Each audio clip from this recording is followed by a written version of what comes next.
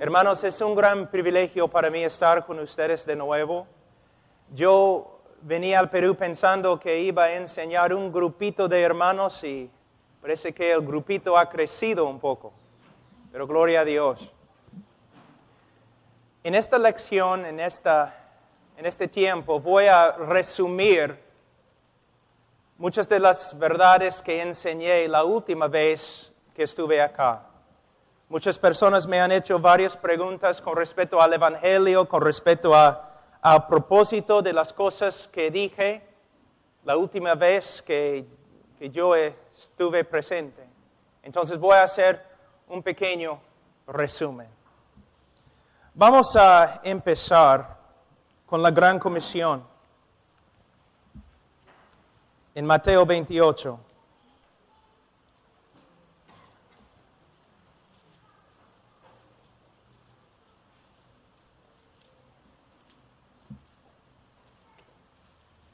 En versículo 18, Jesús se acercó y les habló diciendo: Toda potestad me es dada en el cielo y en la tierra. Por tanto, id y haced discípulos a todas las naciones, bautizándolos en el nombre del Padre y del Hijo y del Espíritu Santo. Nosotros tenemos la responsabilidad de ir a todo el mundo y predicar el Evangelio. Pero tenemos que entender lo que es el Evangelio. Y no solamente debemos predicar el Evangelio, sino también tenemos que discipular a los conversos con el Evangelio y todo lo demás que se encuentra en las Escrituras. Muchas personas piensan que la obra misionera es enviar misioneros. No es. La obra misionera es enviar la verdad de Dios a través de misioneros.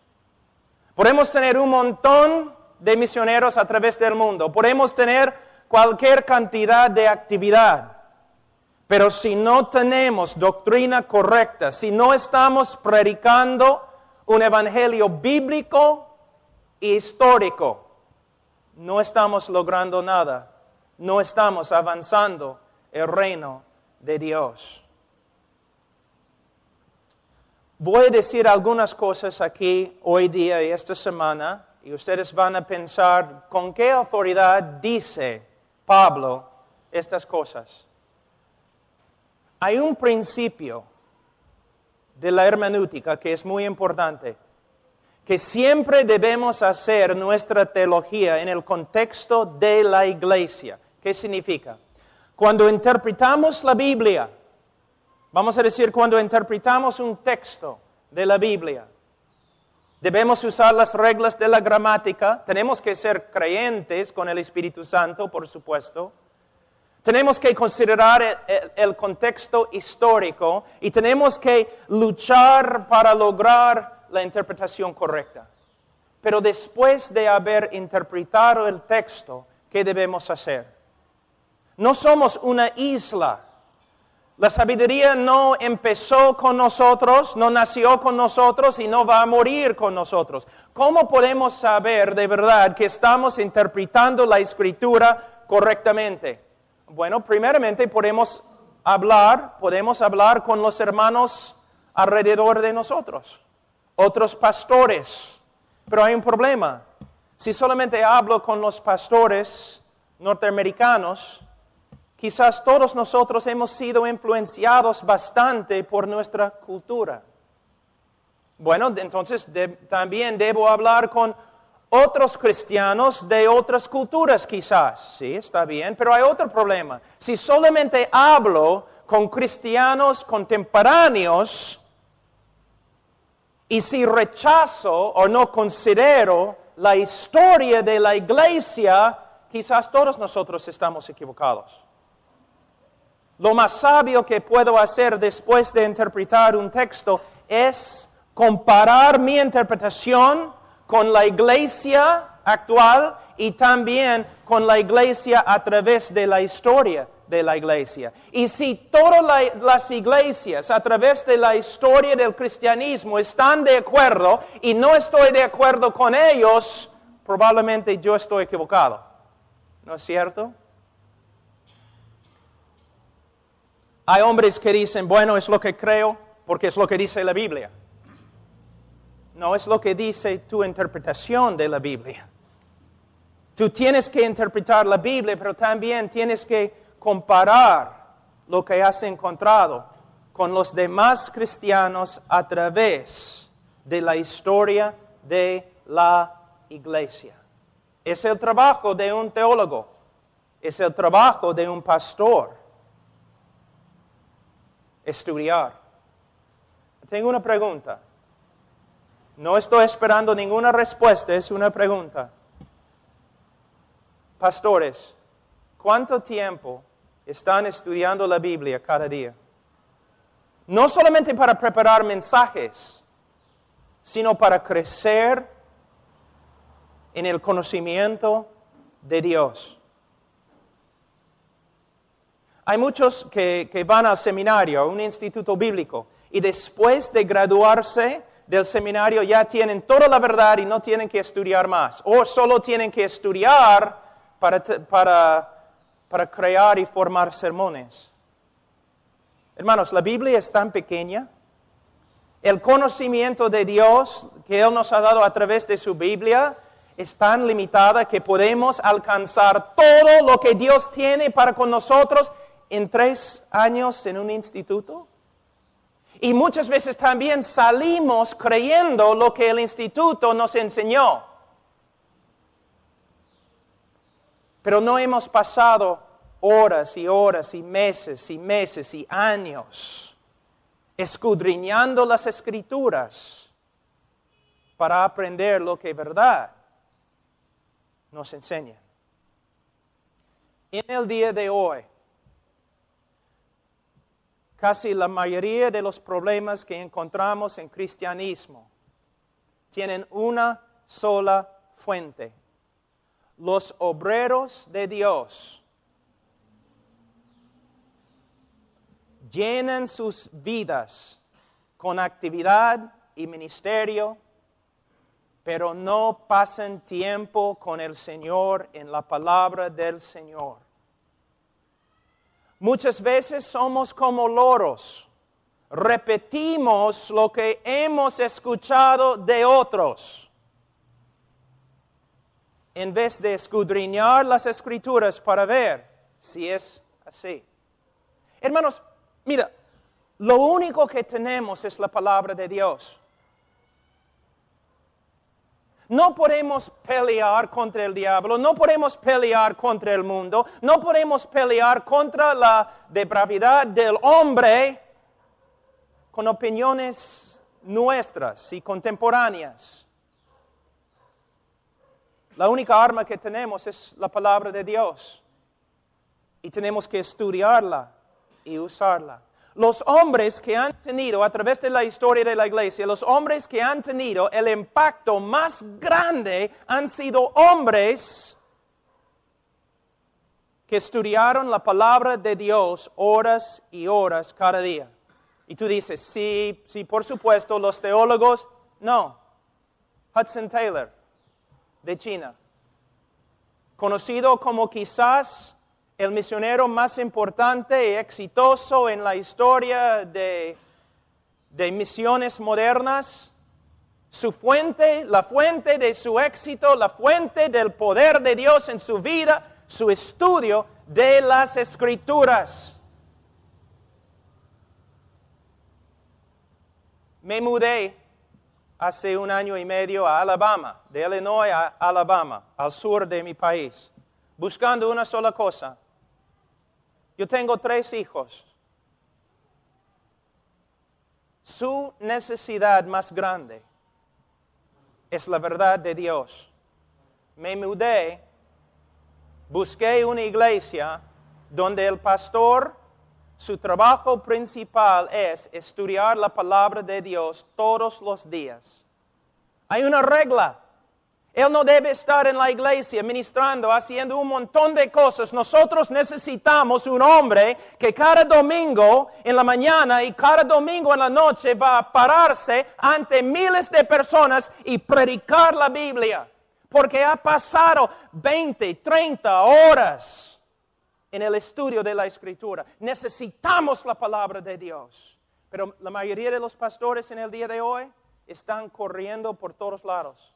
Los que trabajan en misiones, los que tienen ministerios, todos están ocupados haciendo un montón de cosas. Pero ¿qué necesita la gente? Necesita la palabra de Dios. Y si la gran comisión va a avanzar a través de hombres y mujeres que conocen a Dios a través de su palabra, que conocen muy bien lo que es el Evangelio y lo prediquen bíblicamente y claramente. Es un llamado a dejar a un lado todas las actividades y dedicarnos al estudio de la palabra de Dios. ¿Para qué? Cuando abremos la boca para testificar, cuando abremos la boca para aconsejar, la palabra de Dios salga y no las opiniones de los cristianos contemporáneos llenos de psicología y no de la palabra de Cristo. Ahora, el Evangelio. Tenemos que predicar el Evangelio, por supuesto.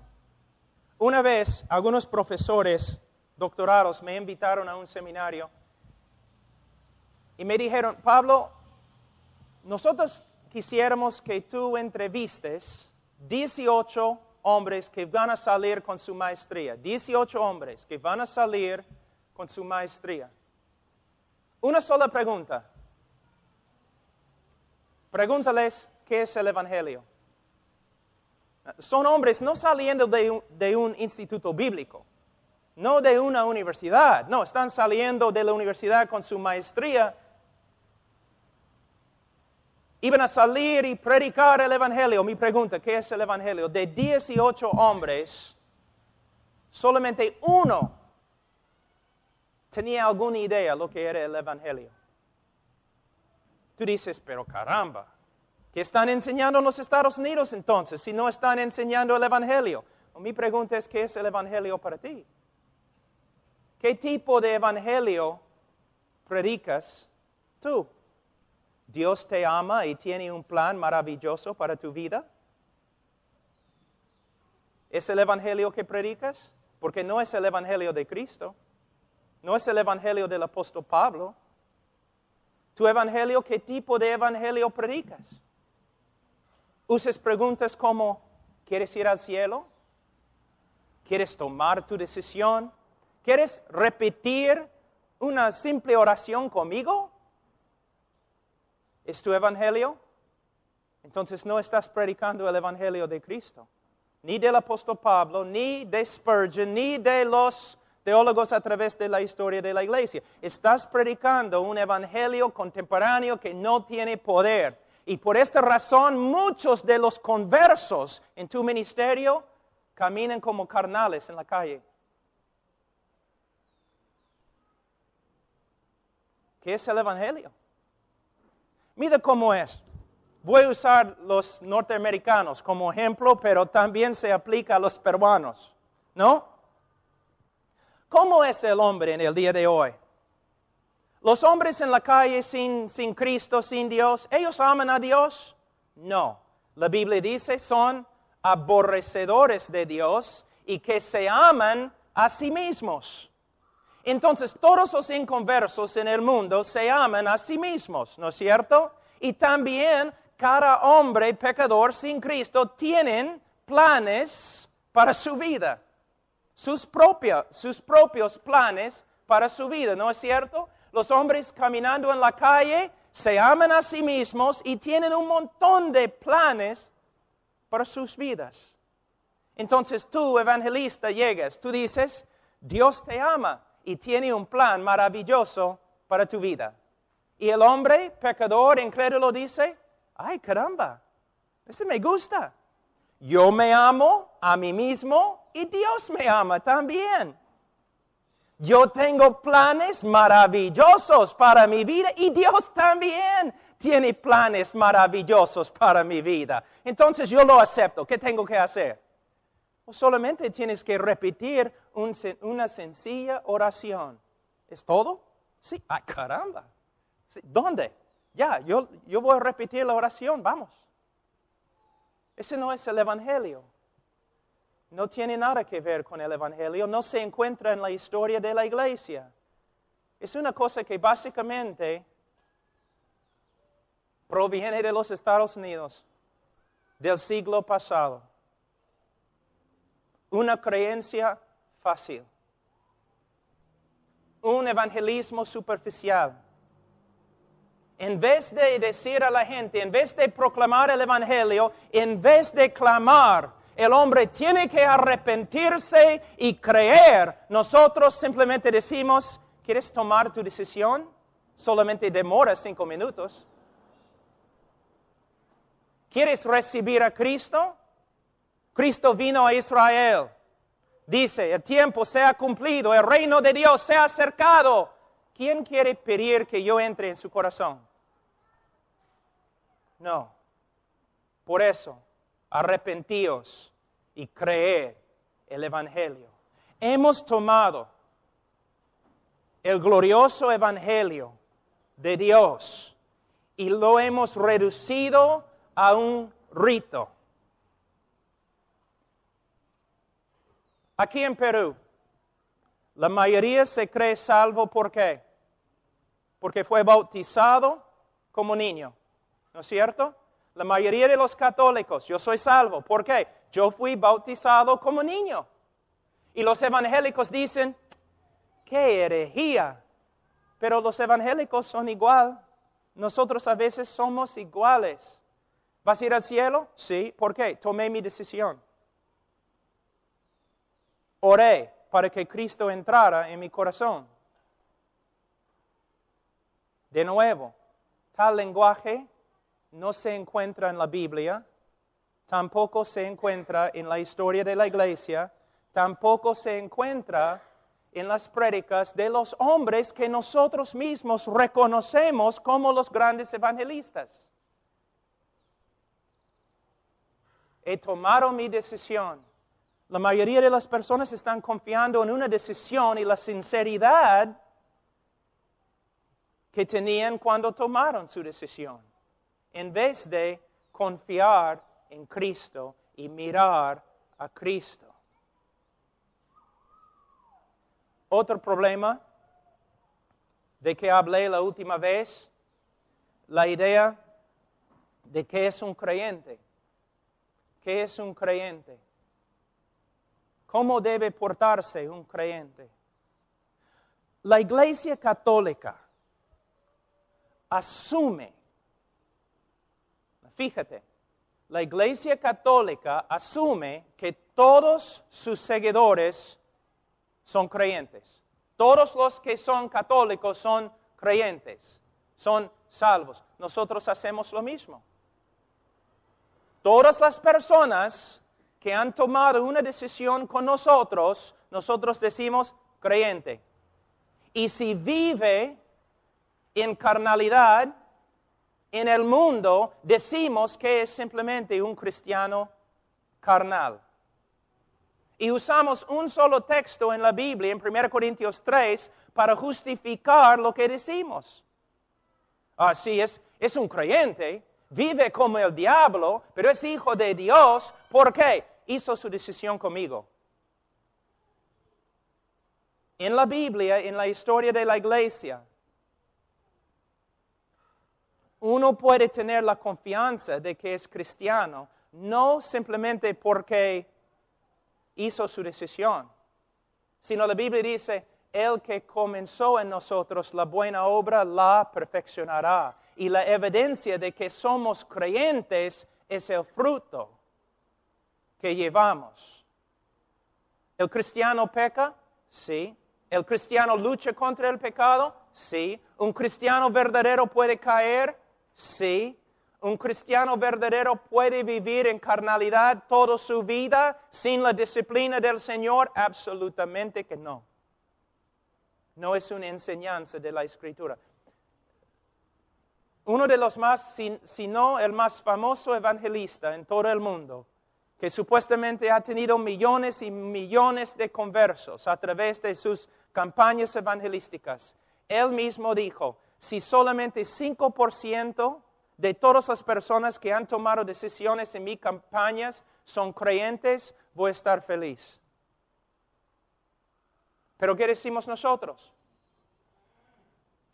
Tuvimos una campaña evangelística. Yo recuerdo una vez, hermano Zacarías, vino a mi hermano Ernesto Zacarías, años atrás, enojado.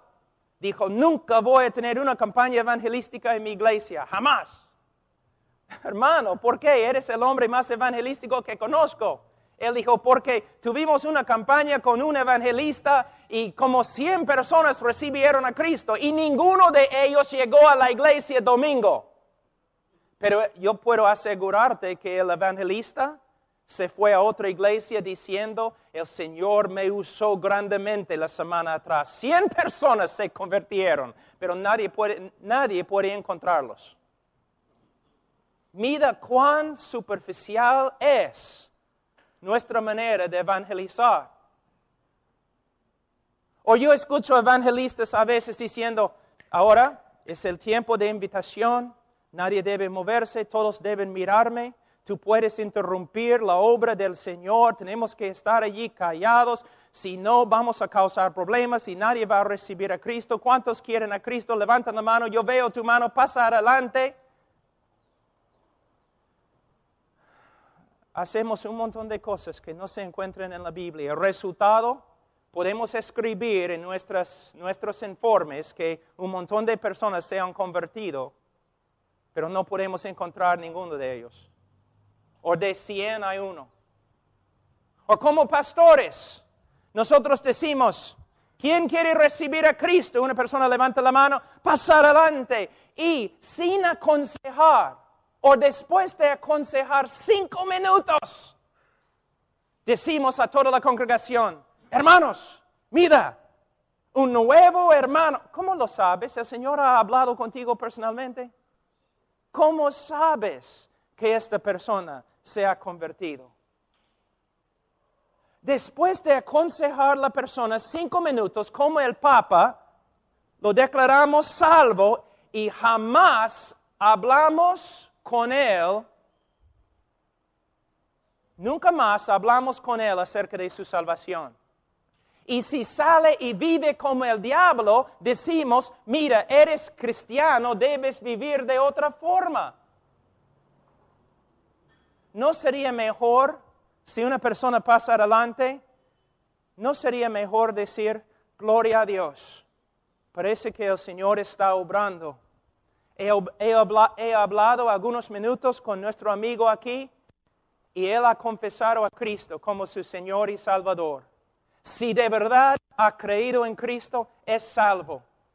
Pero en esta iglesia nosotros amamos a los almas. Entonces vamos a aconsejar, vamos a pasar tiempo con él, vamos a pasar por el libro de 1 de Juan, vamos a estar hablando, aconsejando, enseñando a esta persona para que venga a una seguridad bíblica de su salvación.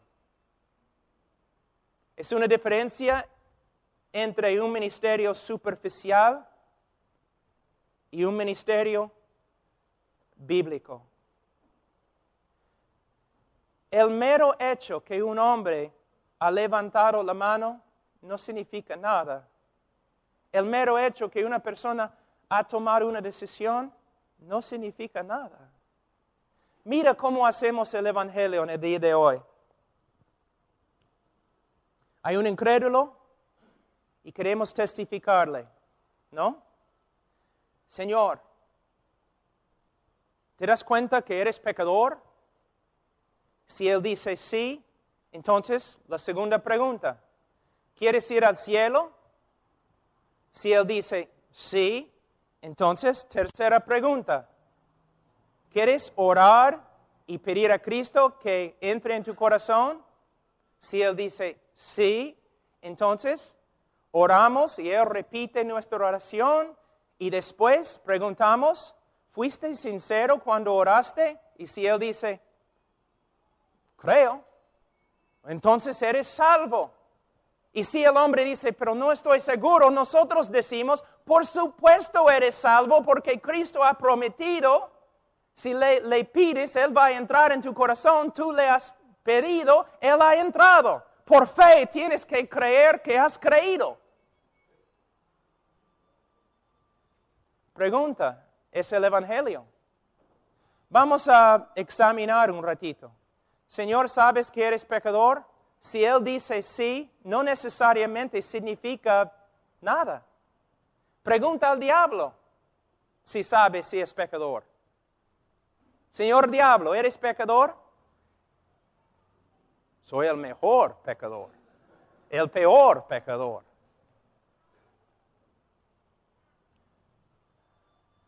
Los bautistas antiguos, especialmente Juan Bunyan, en el Progreso del Peregrino, ellos enseñaron, no importa si un hombre dice que es pecador, hay otra pregunta más importante, más profunda.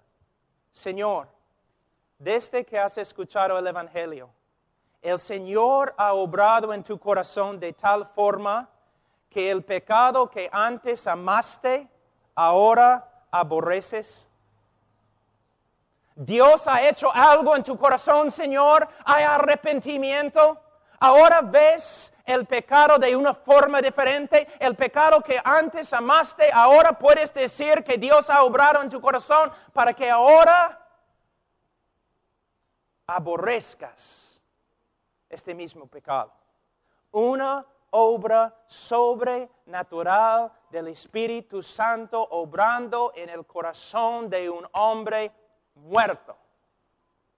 Una resurrección, algo que un evangelista no puede manipular. Una obra que no requiere canciones especiales o luces bajas. Señor, ¿qué ha hecho Dios a ti? ¿Te ha dado un corazón nuevo? ¿Un corazón que tiene vergüenza del pecado? ¿Un corazón quebrantado? ¿Un corazón ahora que aborrece el pecado que antes amó? Si una persona dice, sí, soy pecador, preguntamos, ¿quieres ir al cielo? ¿Y quién no? Una vez una persona te ha dicho, no, me gustaría ir al infierno. Hermanos, todos quieren ir al cielo.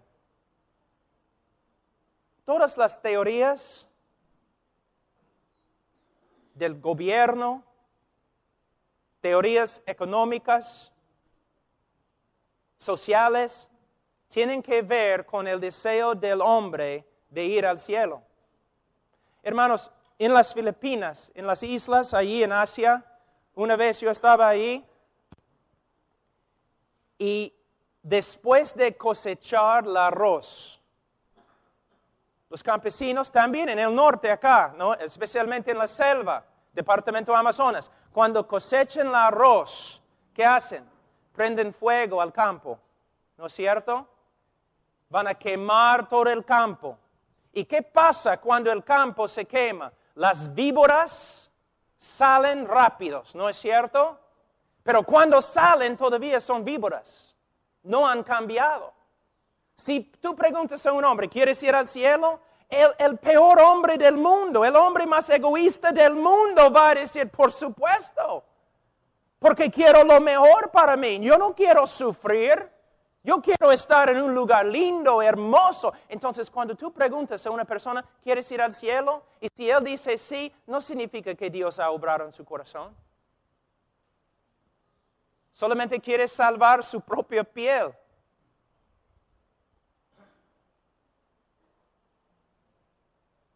La pregunta no es, ¿quieres ir al cielo? La pregunta es, Señor, ¿ha obrado Dios en tu corazón de tal forma que ahora tienes un deseo de buscar a Dios?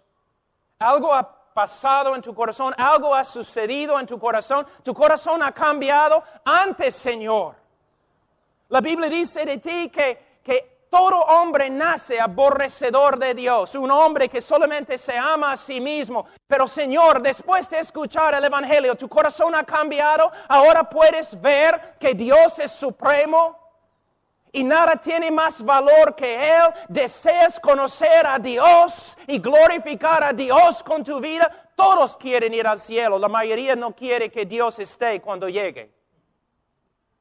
¿No es cierto? Por supuesto podemos hablar del cielo, por supuesto.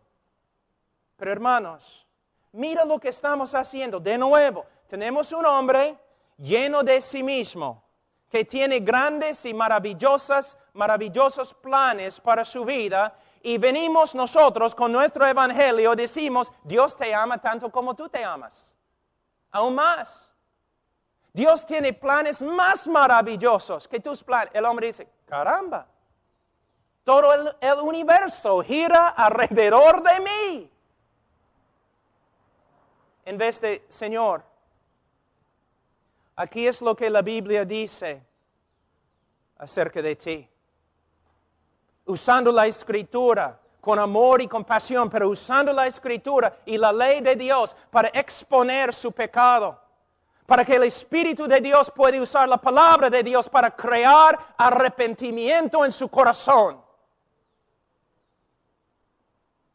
Y hablando no del cielo, hablando de Dios.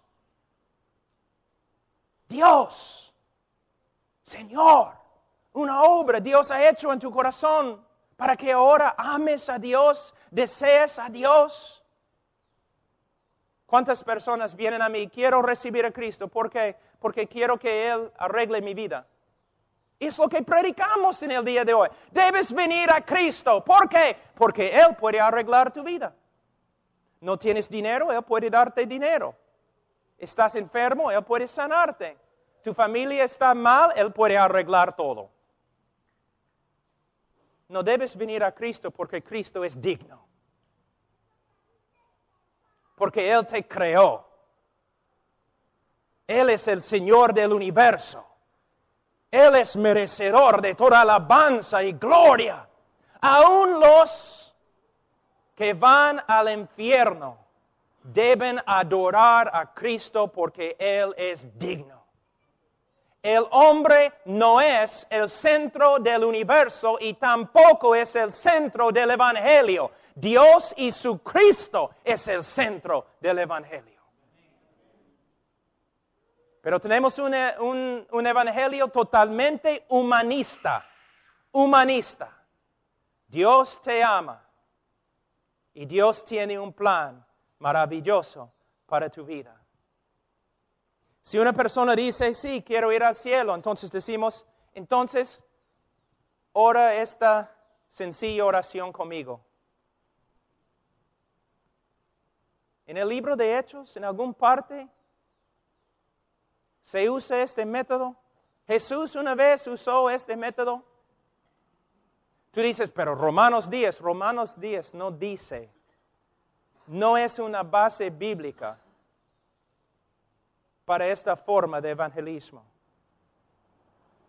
Debemos decir, repite esta oración. No, ¿qué debemos hacer? Debemos hacer exactamente lo que Jesús hizo y lo que los apóstoles hicieron.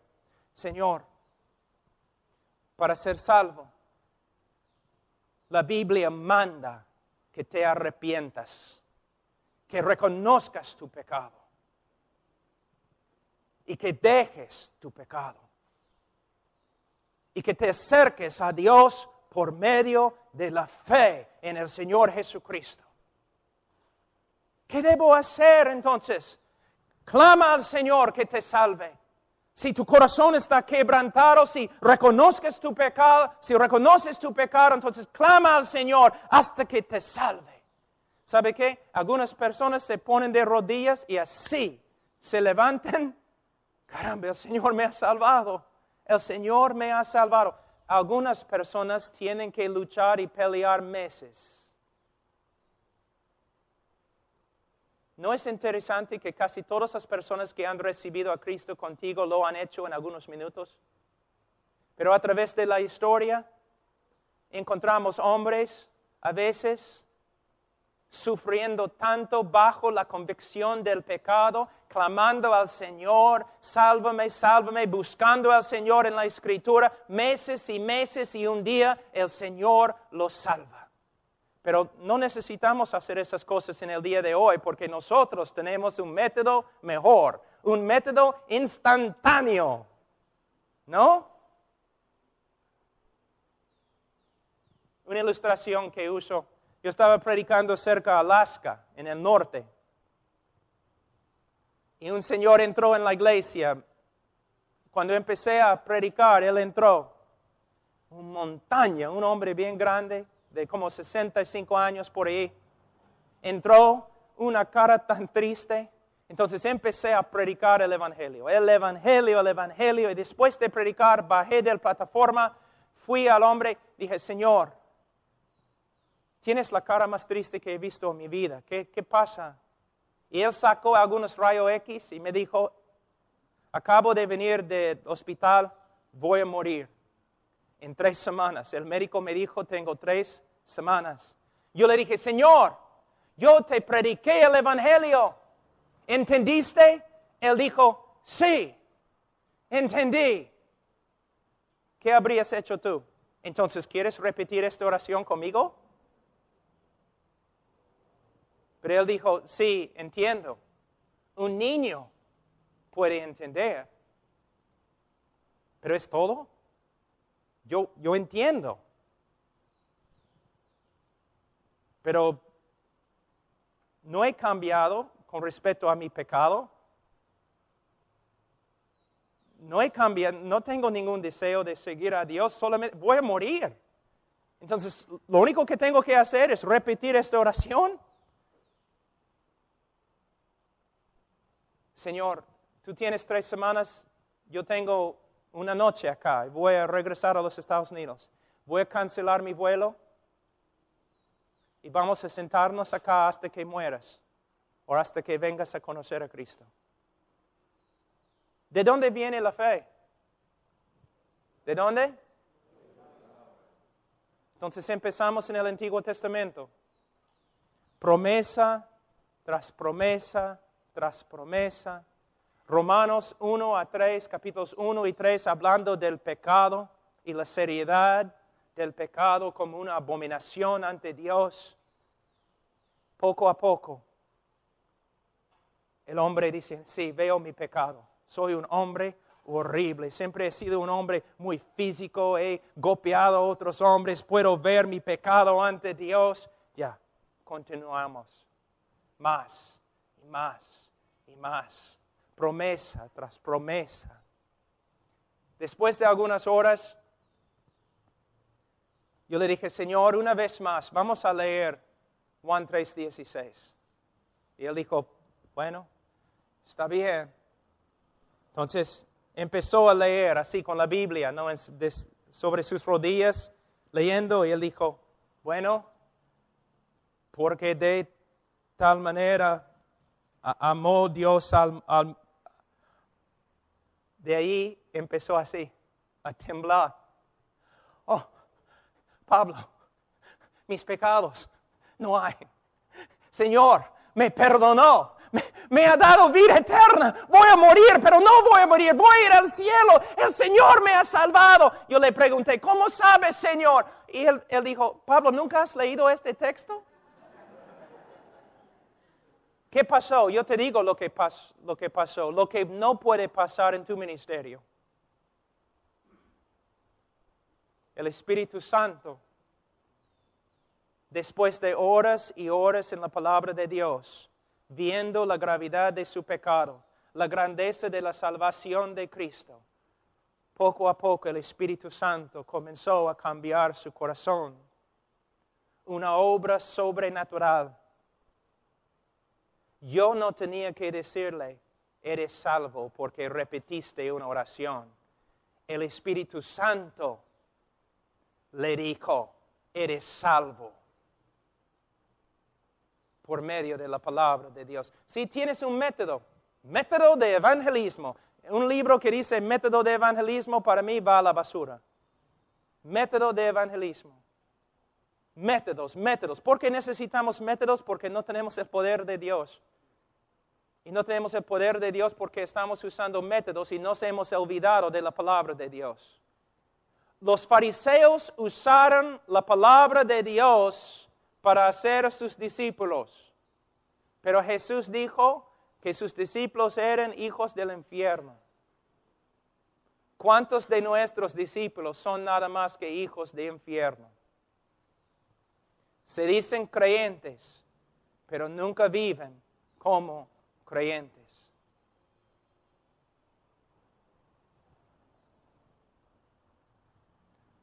Hermanos, ¿cuántos católicos van a morir este día y van a entrar en el infierno porque una autoridad religiosa les ha dicho que son salvos?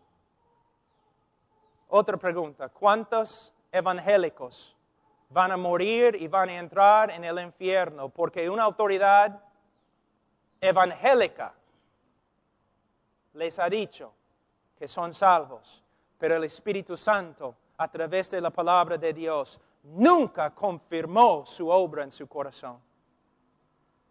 ¿Cuántas personas en mi propio ministerio, yo tengo que decir eso, yo tengo que ser honesto, como joven evangelista, predicando en las calles, predicando en la sierra, predicando en la selva, usando todos los métodos de evangelismo que todos me habían enseñado, los fundamentalistas, los bautistas, todos me enseñaron, tienes que hacerlo así, tienes que levantar la mano, tienes que pedir que pasen adelante, hay etapas, tienes que usar música de tal forma, tienes que aprender cómo hablarles para que tomen su decisión y todo lo que también ustedes han aprendido. Pero estudiando la Escritura y estudiando la historia de evangelismo de los hombres y predicadores más exitosos a través de la historia de la iglesia, yo veo que ellos no hacían nada de lo que hacemos en el día de hoy. Todos dicen, Spurgeon, ese el predicador más grande que ha vivido desde los apóstoles. Estoy de acuerdo. El problema, él no está de acuerdo con nosotros. Jorge Whitfield, el más grande evangelista.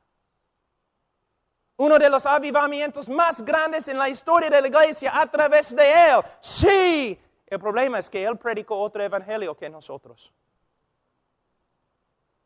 Hudson Taylor, el gran misionero de China, como él es mi héroe. El problema es que su evangelio era diferente que lo tuyo.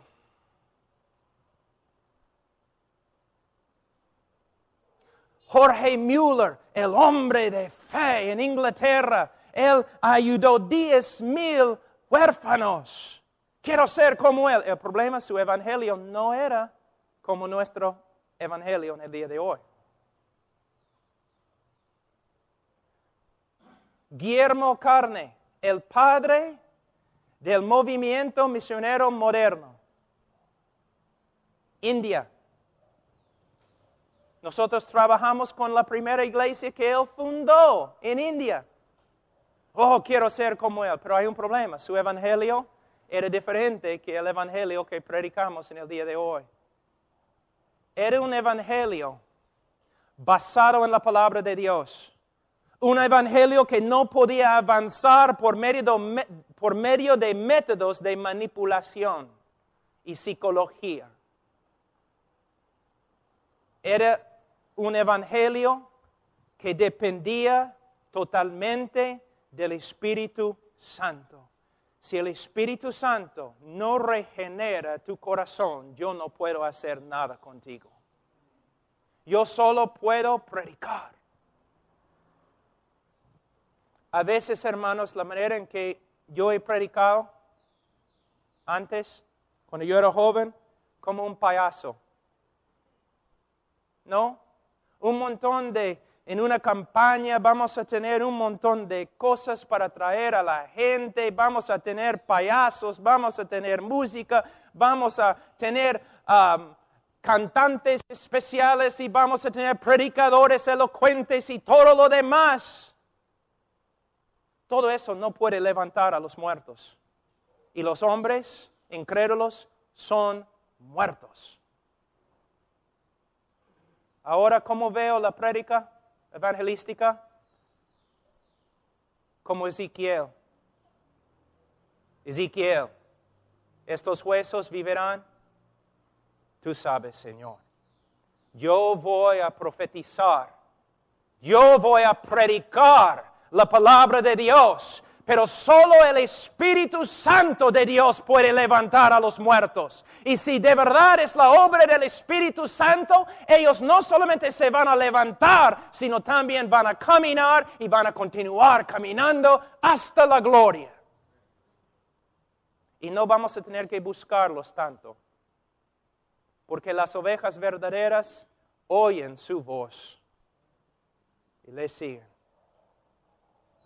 En la próxima prédica voy a predicar sobre lo que es el Evangelio. Oremos, hermanos. Padre Santo, te doy gracias por este día, por los hermanos que han venido. Te doy gracias, Señor, por tu palabra. Señor, ayúdanos a entenderla. Predicar un evangelio puro, limpio, bíblico, histórico.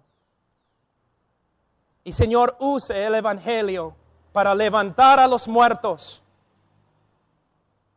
para llamar tu pueblo. En el nombre de Cristo Jesús. Amén.